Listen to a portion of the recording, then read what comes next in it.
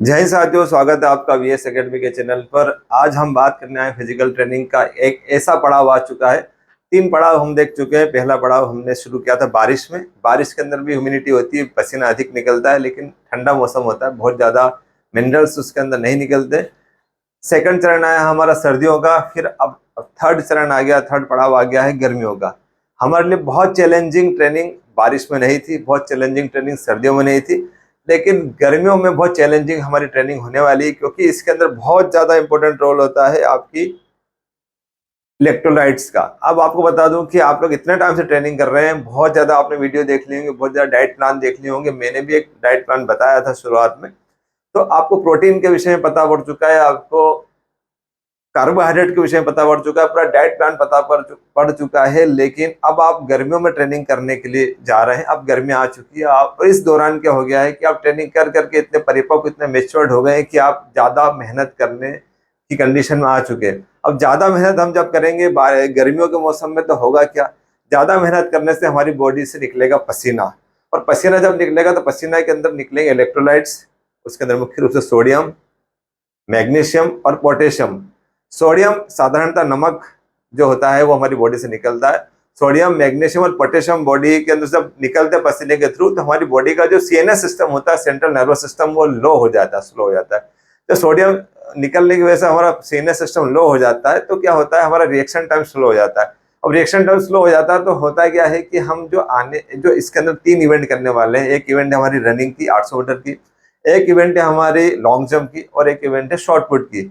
तो running event middle distance की है, उसके अंदर आपको पर्याप्त समय मिलता है परफॉर्मेंस देने के लिए। लेकिन शॉर्ट पुट और लॉन्ग जंप बस्टिंग एकदम विस्फोटक शक्ति का प्रदर्शन करती है।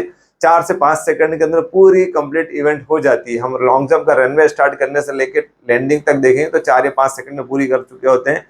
और हम लोग जब शॉर्ट पुट करने के लिए खड़े होते हैं तो 1 से 1.5 सेकंड के अंदर हम पूरी पूरी इवेंट खत्म कर देते हैं। मतलब शॉर्ट पुट सर्कल में खड़े होकर थ्रो जैसी करते हैं, एक्शन लेते हैं, वैसे 1.5 सेकंड के अंदर हमारा थ्रो हो जाता है। लॉन्ग जंप का रनवे जब दौड़ना शुरू करते हैं और टेक ऑफ लेते हैं, लैंडिंग करते हैं, तब तक 3 से 4 सेकंड, 5 सेकंड में हमारी इवेंट खत्म हो चुकी होती है।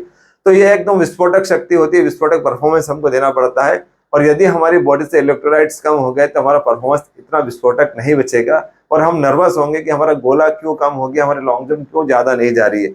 तो एक इफेक्ट तो इसका रहेगा। लेकिन इलेक्ट्रोलाइट्स का एक इफेक्ट ये भी रहता है कि जब हमारी बॉडी से इलेक्ट्रोलाइट्स कम होते हैं तो हम नर्वस सिस्टम स्लो हो जाता है हमारा।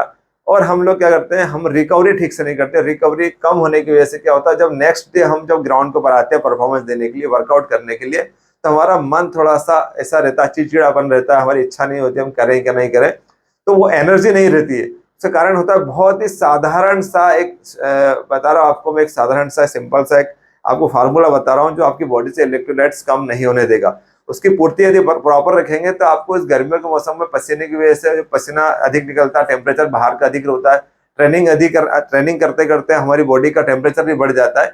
हीट स्ट्रोक जो हो जाता है, हीट स्ट्रोक की वजह से भी आपको समस्या उत्पन्न हो सकती है। लू भी लगती है, इस मौसम के अंदर लू भी लग सकती है। बॉडी का टेम्परेचर अधिक बढ़ना, इंटरनल टेम्परेचर बढ़ जाना ही लू कहलाता है। और हम लोग जब लू लग जाती है तो हम लोग केरी का पन्ना पीते हैं, दही दही वगैरह पीते हैं, अलग अलग तरह की ना जाने कौन कौन सी हम जो है उसके अंदर चीजें इस्तेमाल करते हैं। तो होता क्या है कि बहुत साधारण सा है कि यदि आप इलेक्ट्रोलाइट्स बैलेंस रखेंगे तो आपको गर्मी में लू नहीं लगेगी, और आपका एनर्जी सिस्टम एकदम एक्टिव रहेगा, और बहुत अच्छा परफॉर्मेंस आप दे पाएंगे। तो सिंपल सा मेथड बता रहा हूँ आपको कि यदि आपको इलेक्ट्रोलाइट्स बैलेंस करना है आपकी बॉडी का, और आप परफॉर्मेंस वैसा वैसा चाहते हैं, तो आपको जो है वो साधारण सा है, मेडिकल स्टोर पर जाना है आपको। मेडिकल स्टोर पर जाके बोलना है कि इलेक्ट्रोल का पाउच दे दीजिए। इलेक्ट्रोल का एक पाउच आएगा, 18-20 रुपए के आसपास आएगा समथिंग, वो लेके आइए। 1 लीटर बॉटल के अंदर उसको घोल लीजिए। वार्म अप के बाद थोड़ा सा पी लीजिए, फिर वर्कआउट करने के लिए रेपिटेशन के लिए जाइए, फिर थोड़ा पी लीजिए। ऐसे जितनी देर आप ट्रेनिंग करते हैं उस दौरान आपको थोड़ा थोड़ा इलेक्ट्रोलाइट्स वाटर पीते रहना है।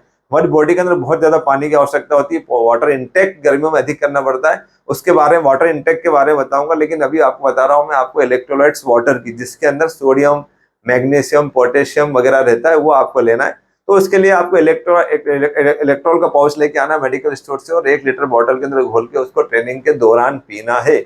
आप जितना वाटर बच जाता है आखिरी में इलेक्ट्रोलाइट का, वो आखिरी में ट्रेनिंग फिनिश होने के बाद पी लीजिए। आपकी बॉडी अच्छी रिकवर होगी नेक्स्ट डे के लिए। यदि आपको लगता है रोज 18-20 रुपए, 25 रुपए कहाँ से खर्च करेंगे, तो एक सिंपल सा मेथड बता देता हूँ आपको मैं।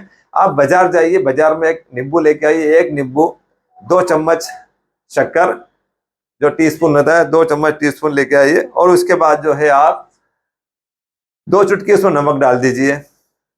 1 नींबू 1 लीटर पानी के अंदर 2 चम्मच टीस्पून शक्कर डालना है आपको, और 1 चुटकी नमक उसमें डाल देना। काला नमक डाल देंगे बहुत अच्छा होगा, या फिर घर का साधारण खाने वाला नमक डाल दीजिए।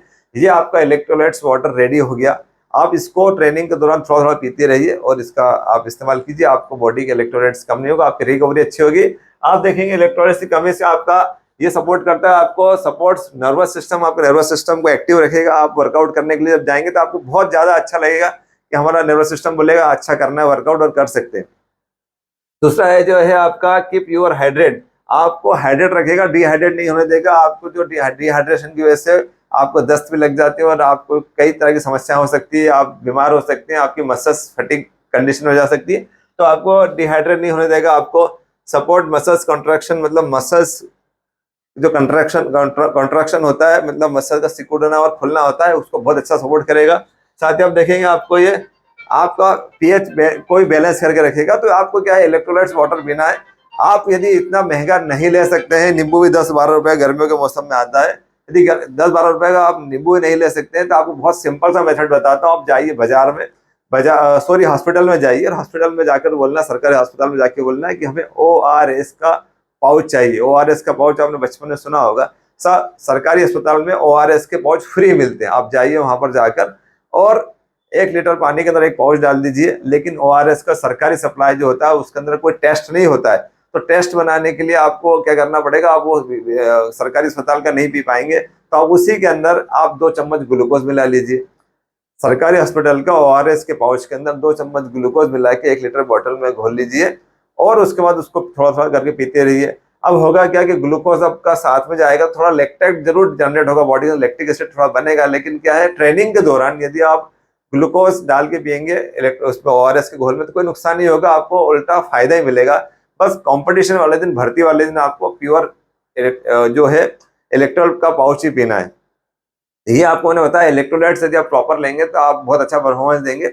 इस गर्मी के मौसम में बहुत जरूरत है आपको डेली, आपको पानी 3 से 4 लीटर पानी पीने ही पीना। 3 से 4 लीटर पानी के अलावा आपको इलेक्ट्रोलाइट्स लेना ही लेना है। यदि आप नहीं लेंगे तो मान के चलिए आपका परफॉर्मेंस भी खराब होगा, आप बीमार भी जल्दी हो सकते हैं, आपको लू भी लग सकती है।